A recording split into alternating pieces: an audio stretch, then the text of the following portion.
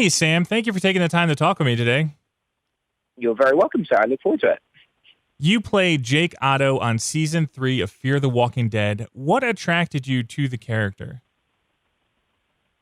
Well, first of all, I was attracted to auditioning for the show in general because I'm a big fan of Kim Dickens' work, and then I started watching the show and became a big fan of Frank Dillane's work. I think the show was and is an actor's showcase. So the idea of an exploration of humanity surviving a zombie apocalypse rather than just a plot-driven kill zombie show was attractive to me in terms of the show that I wanted to be on.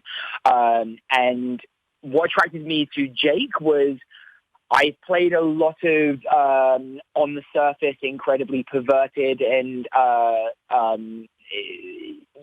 dysfunctional people, for want of a better word. And I was excited to start at a place, at a baseline with a character who had a very strong moral compass and a very idealistic outlook in a world and society that is crumbling at an incredibly fast rate. I thought that would be an interesting challenge and story to dive into. And we'll talk about those other characters in just a bit. But I liked what you were saying because the survivalist compound is very religious. And right away, I was getting a Cain and Abel aspect to Jake's relationship with his brother Troy. Do you get that as well? Oh, sure. I mean, there's so many parallels as Cain and Abel. There's qualities of mice and men. There's also, I know that the idea of leadership coming in as well, the idea of a struggle for power was definitely, there was a Godfather reference that Dave Erickson and I kind of chatted about in terms of setting up a sense of tension between the brothers as, you know, the idea of leadership plays down the line. So yeah, there's definitely these, a lot of really interesting character parallels, and I think Cain and Abel is definitely one of them. There's Cain and Abel is definitely more of a danger, and I suppose Godfather is as well. There's a danger to that, and I think that Troy definitely poses a sense of danger that Jake is not, definitely not a part of from an ethical standpoint. So whatever tension that's going to continue to build and story that will create down the line, we'll have to wait and see. And Season 3 already feels like there are higher stakes than previous seasons. Was this something that was talked about on set? Yeah, I mean, I would imagine, I would hope, you know, in terms of, you know, if you're going to come back for, you know, any show, you know, then you have to up the stakes every season to a certain degree to keep audience invested and interested and see how much further characters can develop.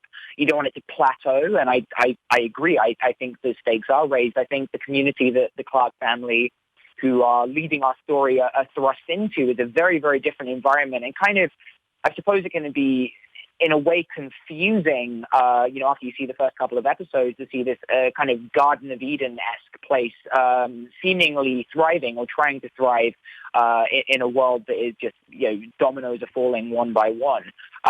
So, yes, the stakes are raised. I think there's definitely a lot more, there's a sense of threat and immediate danger that is actually from the people rather than the outside world. I think that is more of a question this season, whereas definitely the outside world has been the main focus. I believe as a viewer in the last two seasons, whereas this season becomes a lot more claustrophobic, a little bit more boiler room, a little bit more, just intimately tense, rather than just about taking in the external. And you talk about this tenseness. As a fan of the series and the comic, I know it's just a matter of time before the Otto compound falls. So how do you build suspense when the fans are already trying to prepare for the impending doom? Well, I'm not the writer of the show. Right. I know. So in terms of, well, first of all, from a story standpoint, I think playing into the idea of trying to make the show, which this show does incredibly, which is why I wanted to do the show, it's much more character and relationship driven than it is just plot.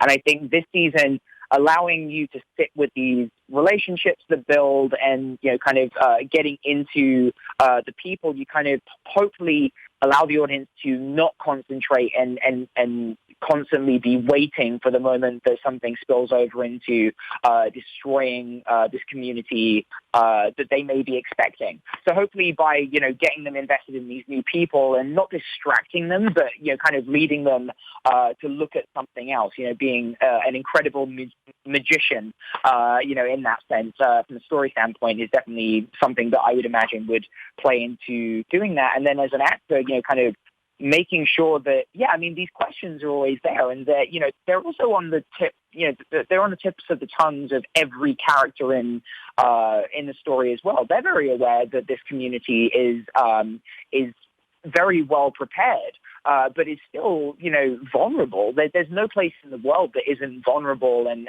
fragile to a certain extent. But I think a lot of that comes out of the internal workings of the community rather than the outside. It's not from the outside in. It's a lot of the time from the inside out, which is a lot more scary and a lot more dangerous. People, very male testosterone-driven society that then has Kim specifically, but also Alicia, these two very strong female characters that don't rely on the men to drive their story. I mean, we'll see where that leads. You've got no mother character in this Otto family dynamic. You've got two brothers and a father. It's very, that's kind of the patriarchal setup. So we'll see how those things kind of play into it as well. And when I first saw you appear on the screen in Fear the Walking Dead, I immediately had flashbacks to your dual role of Mark and Luke from The Following. So I immediately had a distrust to your character. As soon as it came, I was like, oh, he's going to turn. He's going to actually be the evil of the two evil brothers. Is that something that you think about as an actor, the carryover of fans' feelings from one show to another? I think, well, first of all, I would hope that me getting cast in the role is because I was the right actor to serve the story and the character that the show creators and producers want to see. So I definitely, that's always what I'm banking on in terms of auditioning for roles. However, as a producer myself, I think that's an incredibly smart tactic, like incredibly smart. If that played into, which I'm sure it did, played into a sense of, there's a punny following to the characters I've played, whether it's on The Following or whether it's in Dexter, of these very messed up, complex and dysfunctional people. So if you put me in a role that's seemingly this very earnest and very trustworthy guy, you're creating a sense of distrust from an audience that already knows what Sam Underwood as an actor seems to do on a regular basis. So I think it's a very smart move if that was kind of the formula of, why, an additional formula as to why they should cast Sam Underwood in the role of Jake. And the audience, hopefully that will keep the audience on the edge of their seats in awaiting a specific turn of some kind. And we'll see if that comes to fruition. And looking at your resume, we've already talked like Dexter, Homeland, The Following, Power, and now Fear the Walking Dead. These are all pretty intense shows. Is that something that you look for in an actor, or is this something that just kind of comes together for you? As an actor, the stories, like everyone, like their taste matures with time, and also the question as to why you would want to tell a story, because whether it's doing theater or TV, like your investment of time in telling a story is huge. It's massive, or at least it is for me. Like, it's very consuming, which I love. That's the thing that I love to do. So becoming more, not selective, but more passionate about telling certain stories than others has become much more important to me as I've grown up. When I was younger and I got offered this incredible character on Dexter, which was my first big TV role, it was totally out of circumstance, but for some reason I was able to tap into a darkness and a kind of an oddity that obviously the showrunners wanted to have on their show, and then also working with Michael C. Hall was kind of strengthened that and be able to dig into that as an actor. So definitely, yes, I feel like I have this in my toolbox as something that I'm able to use, this darkness and this kind of danger, odd danger to me. But I haven't as an actor, like I haven't wanted to rely on that for just, booking work because that's something that I do. And then getting the opportunity to do the following and playing twins in that world was just like a luxury job for an actor. I mean, how amazing to play two, really complex twin brothers and getting to do both roles. So definitely these are traits that I've learned how to hone and really, really pull out when I need to. But definitely as I've grown up, the type of stories that I want to be involved with telling have become really, really important to me. And I really try to stand up for that with the following as well, in terms of not just pushing out a message of violence and, pushing the idea of cults being a positive thing, but more about the questions posed as to why do we look for these really dark and intense leaders to push us through life when we're really, really struggling. And I thought that was an interesting question in the following. And The Fear the Walking Dead is by no means an exception to that. It asks such big questions of humanity, the human condition, and society in general, and, where we as a human race are moving towards from both a positive and a negative standpoint. And I just really want to tell stories that mean a lot to me and that are going to make me feel like my time, if I'm giving over my time to a character in a story, that I want to spend as much time with that person and in that story as possible. And I think that's something I've been very, very lucky to have along the way. And I'll really continue to fight for the stories that I really, really feel passionate about telling. And you hit on some of these notes when you were talking about the following, but for me, this is like my philosophical question. The zombie genre is extremely popular at this moment and has been for a while. And that's why you got a spinoff of Fear the Walking Dead after The Walking Dead. Why are we so obsessed with zombies in the apocalypse? So I think there's a couple of different parallels that I relate it to.